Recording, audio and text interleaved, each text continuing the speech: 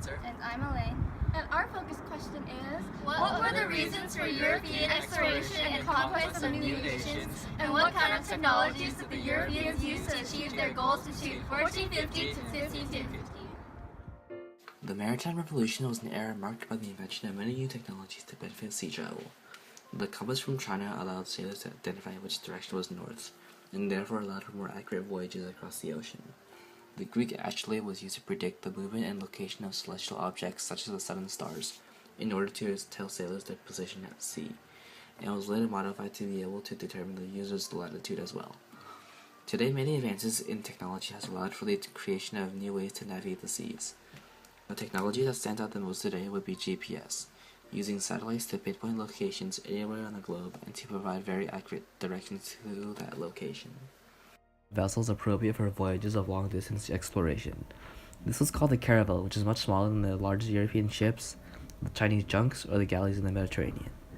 These new boats allow them to withstand ocean storms and maneuver through waters more efficiently and quickly.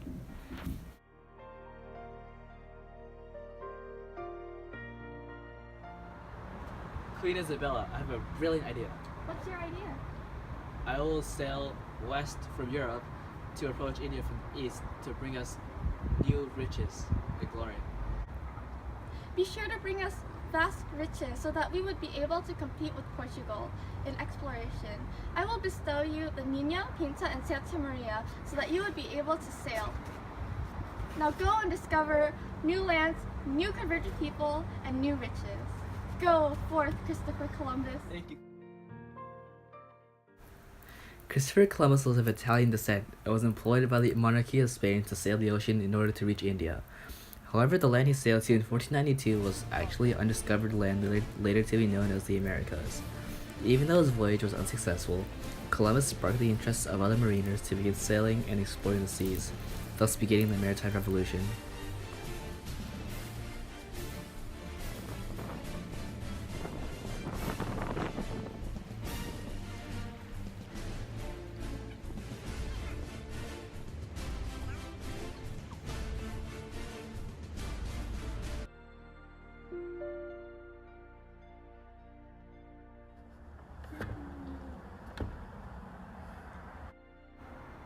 To analyze Christopher Columbus's motives for exploring outside of Europe, our group has chosen the document called Letter from Christopher Columbus to Louis de Saint Angel announcing his discovery, which was written in 1493. It is our primary source because it is a letter written from Christopher Columbus himself to de Saint Angel, who was the treasurer of Aragon that funded his expedition. This document supports the idea that Europeans were motivated by ideas of gold, natural resources, and natives to convert to Christianity. Finding natural resources that aren't native to Europeans was a common goal. In the second paragraph of this letter, Christopher Columbus appears to favor Hispaniola, an island in which he named himself. Columbus speaks in favor of the island's fruits, trees, and soil fertility, which is great for new settlements. Native Americans did not have a particular religion, however, they did believe in heaven. Therefore, the Europeans thought that they would make easy converts. However, that was not the case. In conclusion, many went to the New World to explore and find new exotic goods.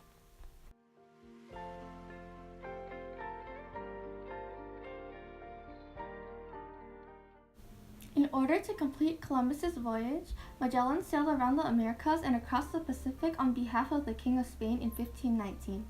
Magellan was considered to be the first person to sail around the world because a decade earlier, he sailed from Europe to the East Indies as part of an expedition sponsored by Portugal. However, Magellan wasn't able to make it back to Portugal because he was killed in the Philippines before he was able to fully circumnavigate the world. Since his crew made it around the world, Magellan is still credited for being the first person to circumnavigate the globe.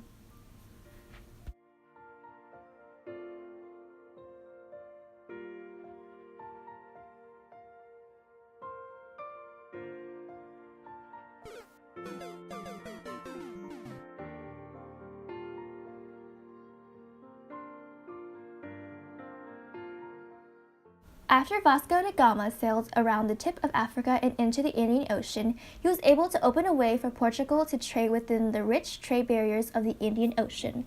Portugal was then able to assert control over the Indian Ocean trade due to its superiority over the ships and weapons over those of the regional powers.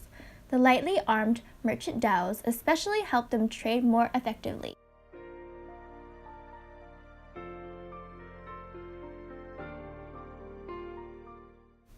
The Europeans who arrived in America eventually proved extremely detrimental to the Native Americans. After initial contact and interaction with one another, the Europeans attempted to spread their religion to the nearby natives in an attempt to convert them.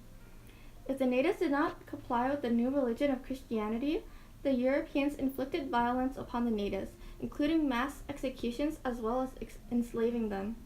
The Europeans were also responsible for the infecting of other Native Americans with lethal diseases such as smallpox and measles.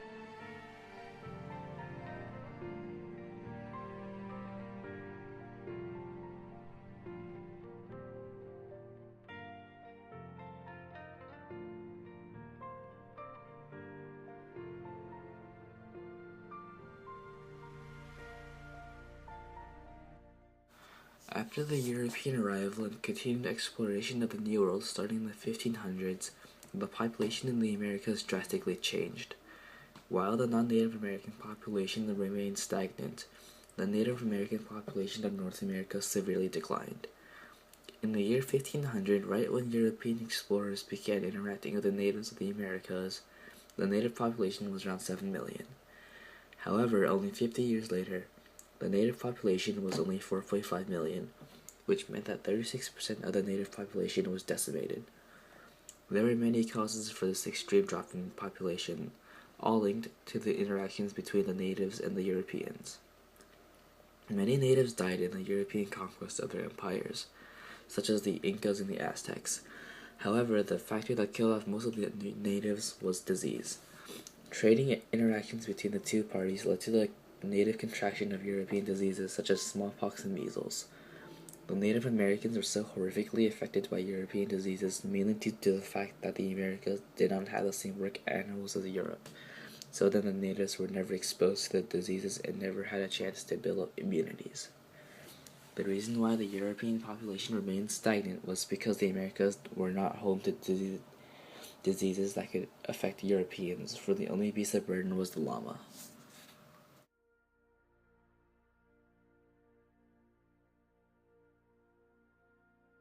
The Treaty of Tordesillas was an agreement signed on June 7, 1494 by both Spain and Portugal, aiming to settle the conflicts they had over the lands that their explorers newly discovered. The Spanish and the Portuguese had a huge dispute between who got which part of the newly discovered land, and in order to settle this disagreement, a pope named Alexander IV issued to set up a line called the Line of Demarcation in order to split the lands. Portuguese got what was east of the line, while Spain got what was west of the line.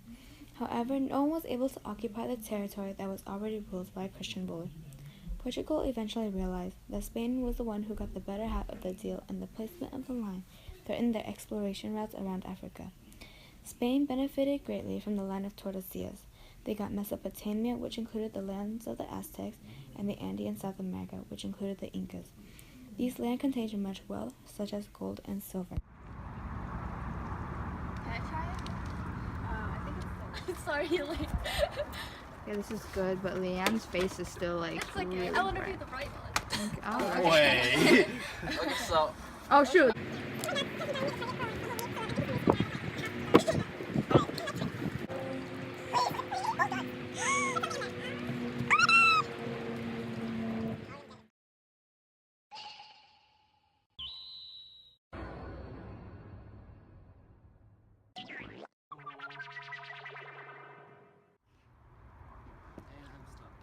and I'm stuck.